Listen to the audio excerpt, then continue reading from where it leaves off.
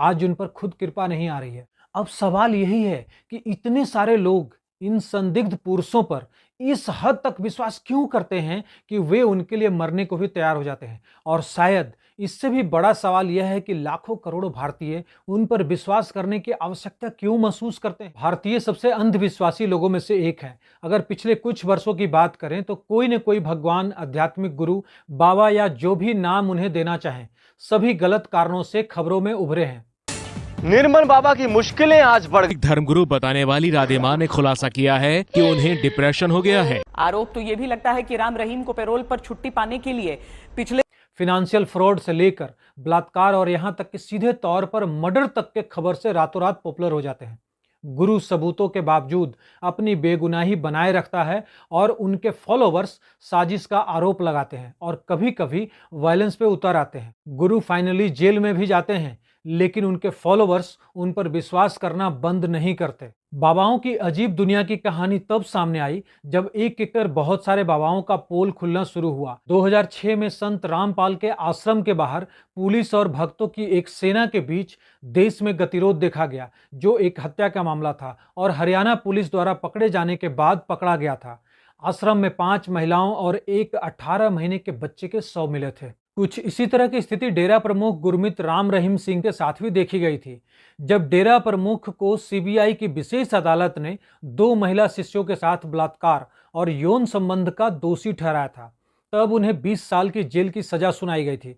बलात्कार और हत्या के मामलों में सजा काट चुका है और वर्तमान में जेल में बंद है। उनके समर्थकों द्वारा आगजनी और हिंसा की गई, जिसमें कम से कम 32 लोगों की जान चली गई थी और 350 से अधिक घायल हो गए। इन बाबाओं में स्वामी प्रेमानंद, आसाराम बापू, आसाराम के बेटे नारायण साईं, स्वामी अमृता चैतन्य, स्वामी सदाचारी, परमहंस नित्यानंद, इच्छाधारी संत स्वामी भीमानंद और वीरेंद्र देव दीक्षित हैं।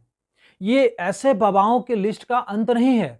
ऐसे और भी कई मामले हैं जिन पर पुलिस ने धोखाधड़ी, काला जादू, छल कपट, अपहरण, गलत तरीके से बंधक बनाना, आपराधिक धमकी, बलात्कार और ना जाने क्या क्या आरोप लगाए हैं। आज बाबा भारत के किसी भी कोने में मिल सकते हैं। उनमें से बहुत कम रह गए हैं जो उंगलियों पर गिने जा सकते हैं, जो वास्तविक गुरु हैं और मानवता का मार्गदर्शन करने और खुद को ह्यूमन एक्शन में अटैच्ड करने के वास्तविक काम में लगे हुए हैं।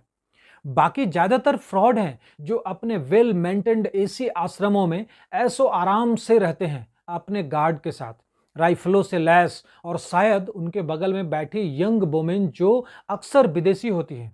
वे सामाजिक कार्यों का एक मुखौटा बनाए रखते हैं, जो वास्तव में दुनिया को यह विश्वास दिलाने के लिए कि वे लोगों को और फॉलोवर्स के कल्याण के लिए बहुत अधिक चिंता करते हैं। ये बाबा अक्सर अपने फॉलोवर्स के कष्टों को ठीक करने के लिए सुपर या चमत्कारी शक्तियों का दावा करते हैं। सिद्धि क्या बता दूं, मैंने कह दिया ना, दरबार का चमत्कार है। यहाँ पर ईष्ट को बुलाइए, यहाँ पर करिए और अपने सामने सिद्ध कर दीजिए, हम सब आपको प्रणाम करने लग जाएंगे।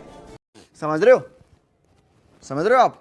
समझ रहे हो? अपने विश्वासियों की समस्याओं को हल करने के लिए उनकी सलाह और उनके नुस्खे उतने ही विचित्र हैं जितने कि वे भयानक और हास्यपद होते हैं। ऐसा ही एक नाम निर्मल बाबा का है, जो समोसे के साथ लाल की जगह हरी चटनी खाने को कहते हैं और उस पर कृपा आती है। कुछ फॉलोअर्स को उन्होंने गोलगप्पे खाने को कहा कि कृपा आएगी, किसी को गाय को सूखी रोटी नहीं घी लगाकर खिलाने को कहा, तो किसी को अपनी सैलरी के 10% देने से कृपा आने की बात कही। ये बाबा पंजाब के पटियाला के पास एक स्थान से आते हैं जिनका वास्तविक नाम निर्मल सिंह निरूला है, जो झारखंड के जंगल में मोक्ष प्राप्त करने और भगवान शिव की तीसरी आंख की महाशक्ति का मिलने का दावा करते थे।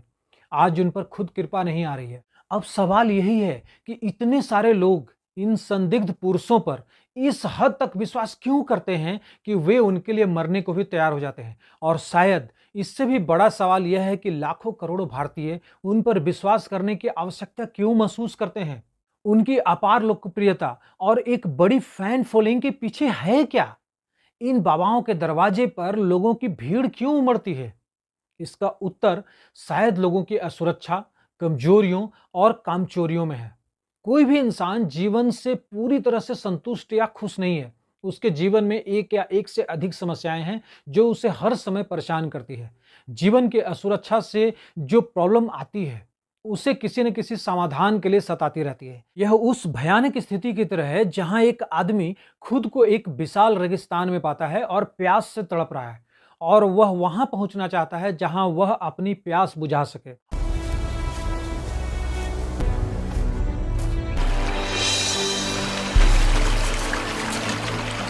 और ऐसे अनसिक्योर्ड व्यक्ति या तो शराब, ड्रग्स या फिर साइकेट्रिक या फिर भगवान के जवाबों के लिए बहते हुए अपनी दुनिया को समझने की कोशिश करते हैं, और कहीं से कुछ अच्छा नहीं होता तो ये लोग पहुंचते हैं इन बाबाओं के पास। कृपा हर एक के ऊपर जारी होती है, वही हमारा आशीर्वाद है, और कृपा सब पर रहेगी और किसी चीज की किसी को कोई कमी नहीं महसूस होगी। लेकिन आप और यहीं से शुरू होता है भारत में गुरमीत राम रहीम से लेकर निर्मल बाबा, आसाराम बापू और संत रामपाल जैसे लोगों का बाबा बनने का सिलसिला। भारत में गुरुओं या फिर आध्यात्मिक मार्गदर्शकों का एक लंबा इतिहास रहा है और भारतीय सबसे अंधविश्वासी लोगों में से एक हैं।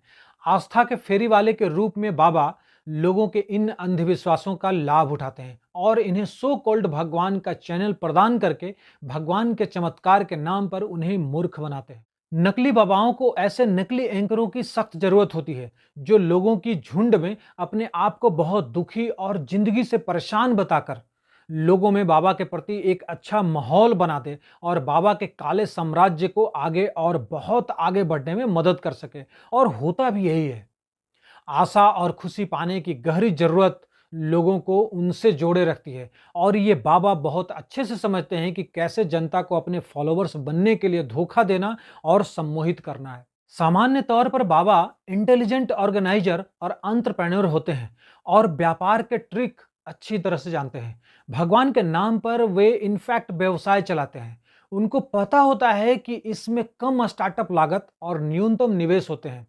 दाढ़ी ये जानबूझकर उगाते हैं जो उनके सम्मान और प्रभाव में इजाफा करते हैं। उन्हें केवल एक जमीन का टुकड़ा चाहिए होता है और शुरू में आसपास के समुदाय में उन्हें प्रचारित करने के लिए कुछ चेला चाहिए होता है। बाबा एक ऐसा धार्मिक ट्रस्ट बनाते हैं जो इनकम टैक्स या अन्य करों से मुक्त हो। टैक्स लॉ के प्रोविजंस का लाभ उठाकर वे कोई कर नहीं देते और मुफ्त में इनकम करते हैं।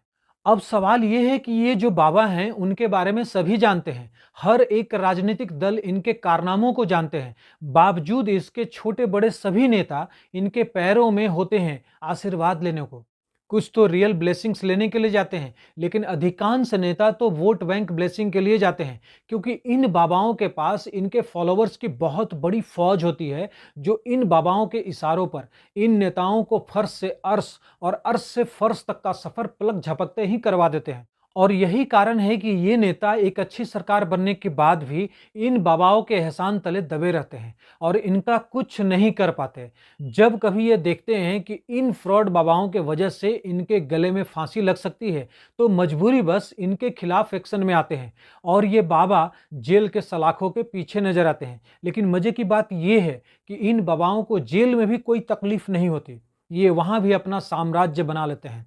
इनके फॉलोअर्स वहां भी मौजूद होते हैं और यही सब कारण है कि भारत में बाबाओं की कोई कमी नहीं होती और हम जैसे लोगों की भी कमी नहीं होती जो इन बाबाओं पर विश्वास करते हैं और उनके पास जाकर अपना टाइम और पैसा दोनों बर्बाद करते हैं और इन फ्रॉड बाबाओं के दुकान चलते रहते हैं। आपके क्या विचार हैं इन बाबाओं के बारे में कमेंट में जरूर लिखिए और वीडियो को वैसे लोगों तक जरूर शेयर कीजिए जो इन बाबाओं के चक्कर में पड़े रहते हैं। वीडियो को लाइक और चैनल को सब्सक्राइब करने के लिए धन्यवाद।